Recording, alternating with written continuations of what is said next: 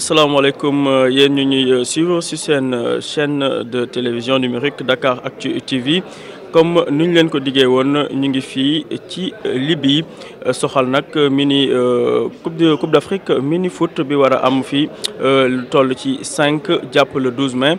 ci kaw loolu nag ñu ngi fii ci Libye ànd ak équipe nationale de mini foot du Sénégal moo waral tey ñu war a sekk waxtaan ak ñaari coach adjoint yi gunge Cheikh Sidy Ba di sélectionneur national bi ngir ñu waxtaan ak ñun wax ñu un peu préparation bi nan lañ ko defee wax ñu un peu aussi seeni mébét ak seeni ambition ñeel compétition bi ñu dëgmal xam ngeen ko équipe nationale du Sénégal tey la war a football premier match am contre la Tunisie di équipe bi nga xam ne aussi dafa bokk ci équipe favorite yi maanaam équipe yu ñu gën a ràññee ci compétition bi di mini football. kon rek ñu daal di tàmbali waxtaan bi ci sama droite maa ngi ak coach adjoint Mohamed Gandour coach nuyu naa la. salaamaaleykum damay nuyu sama mbokk ñu nekk Sénégal nuyu ñëpp di gërëm aussi ñi ñu dimbali ñi ñu jàppale ci équipe bi tey ñu ngi ci benn phase importante ci développement mini football ci Sénégal Coupe d'Afrique. ba xam ne dëkk africain yëpp nañu war a jaajale 8 pays la ñuy choisir pour mu football Coupe d'Afrique bi Sénégal nekk parmi les 8 bi ba xam ne aussi benn parcours exceptionnel la ñu defoon en Coupe du Monde il y a quelques mois à Tunis à Nabil jël 3e place nekk médaillé de bronze ba pare du ma sonn di ko wax partout performance bi mu ngi ci parmi les meilleures performances du sport sénégalais. nit yi dañ koy fàtte mais man j'aime bien le rappeler tey aujourd'hui à Tunis aujourd'hui à Tripoli ñëpp ñu ngi ñuy xaar équipe Sénégal est attendue par tout le monde et je pense que tout à l'heure yaa ngi doon wax ci ambition maanaam suñu coach principal Cheikh Sidy Ba sama coach aussi sama grand frère sama petit frère Mansour ak man ñu xam ne ñun du ñu ñëw pour am lu tuuti wala ñu ñëw pour jaar par ay buntu yu ndaw buntu yu mag yi rek la ñu xam ay compétiteurs lañu kenn du ñëw sélection pour am lu tuuti lu mag la ñu ut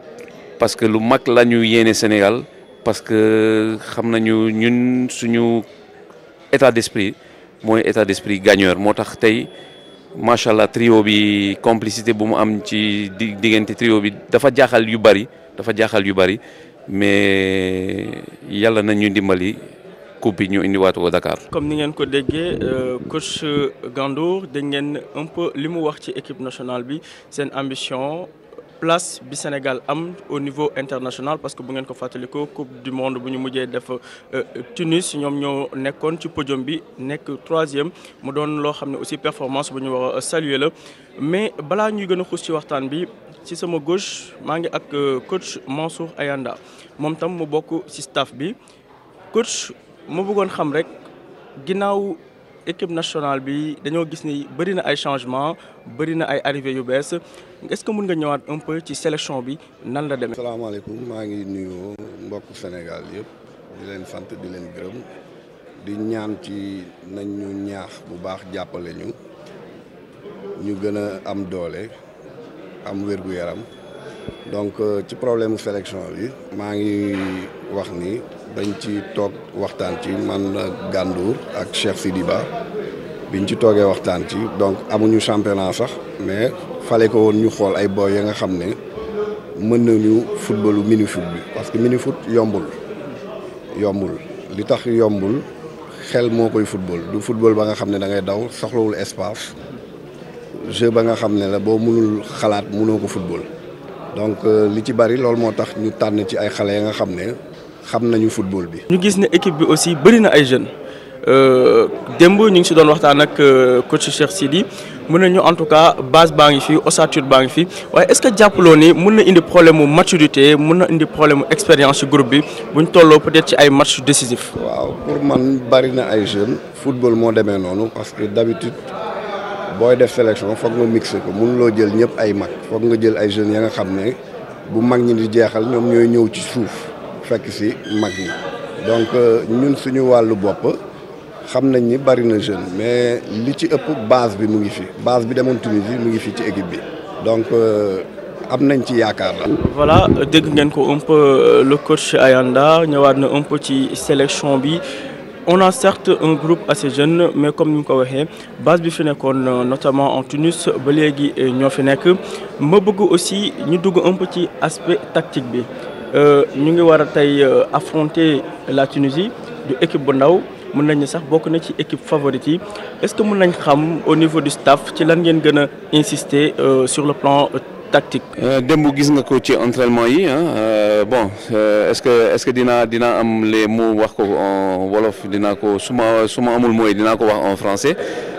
démb dañuy liggéey surtout ci pressing ci 1 contre 1 ci individualité ci bloc équipe ci bloc défense comme Mansour wax na ko c'est un football très intelligent et très tactique mini football c'est vrai yaa ngi soulever problème mu maturité yaa ngi soulever problème mu âge mais mini football. Justement lu nekk différence ak grand terrain ak maanaam football à 11 mini football c'est un football tactique et normalement un bon joueur de football à 11 est à l'aise dans le mini football. Pourquoi? Parce que comme te le dira Mansour et comme peut-être Cheikh aussi nous l'affirmera, base u entraînement football à 11 mooy mini football mooy base u entraînement soo gisee démb les séances tactiques c'est comme si da ngay jël benn équipe à 11 diviser ko en 4 nga diviser terrain bi en 4 jël sa groupe nga diviser ko nga footballer donc football bi il est très intelligent et très important et très tactique donc ñun aujourd'hui ñu ngi affronter Tunisie mais pour man Tunisie gis nañ ko ñun ci coupe du monde bi Mansour man ak Cheikh dañu étudier Tunisie depuis la coupe du monde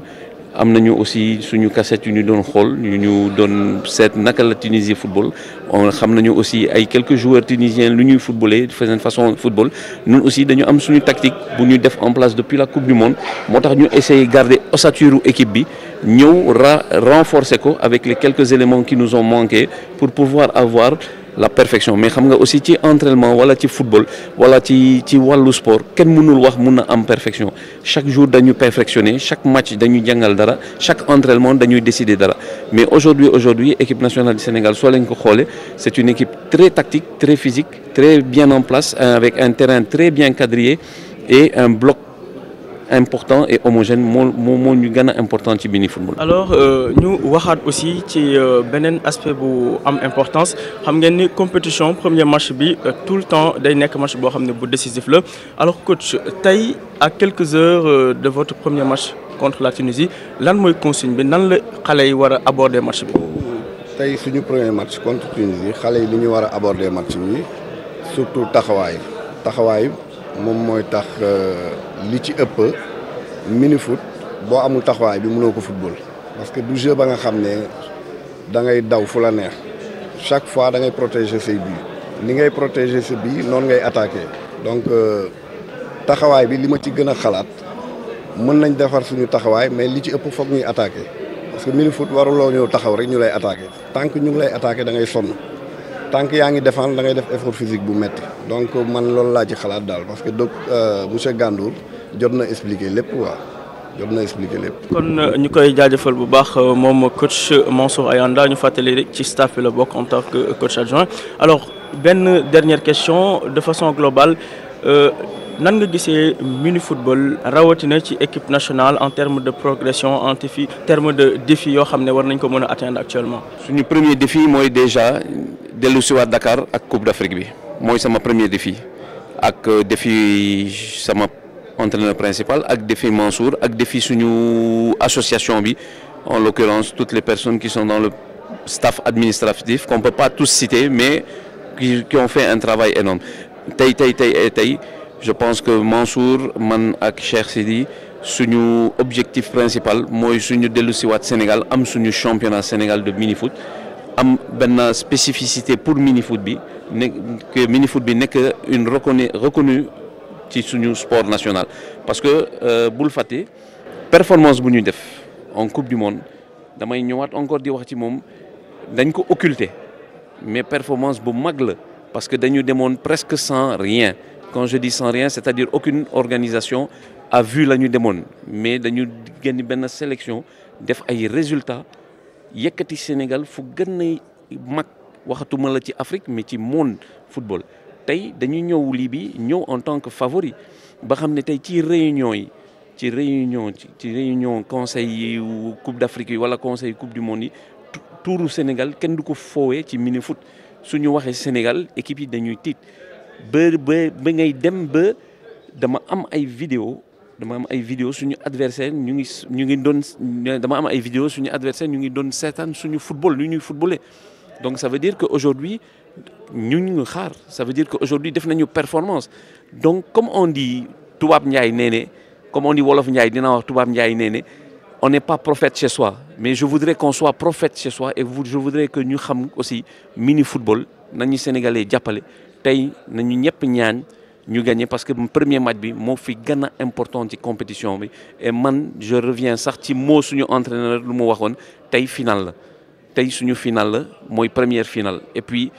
gannaaw suba aussi am nañu beneen final gannaaw suba am nañu beneen final suñu demi-finale final la suñu final la match bu nekk final la. ñu koy jaajëfal bu baax kon dégg ngeen ko waxtaan bu ñu sekkoon ak membre staff équipe nationale de mini football Sénégal muy coach Mansour Ayanda ak coach Mohamed Gandou waxtaanee nañ ci aspect sélection bi nan la demee waxtaan nañ ci préparation joueurs yi état d'esprit bi waaye itam objectif ak ambition yu ñu am fii ci première édition CAN de football de mini football fii ci Libye 2018 tey équipe nationale du Sénégal war a commencer compétition bi war a attaquer compétition bi ak benn match boo xam ne comme ni ko coach waxee léegi mën nañ ne sax c'est une finale avant l'heure kon lii lañ leen indiloon fii ci Libye ci Dakaractu TV ñu jox leen dig daje ci yeneen waxtaan.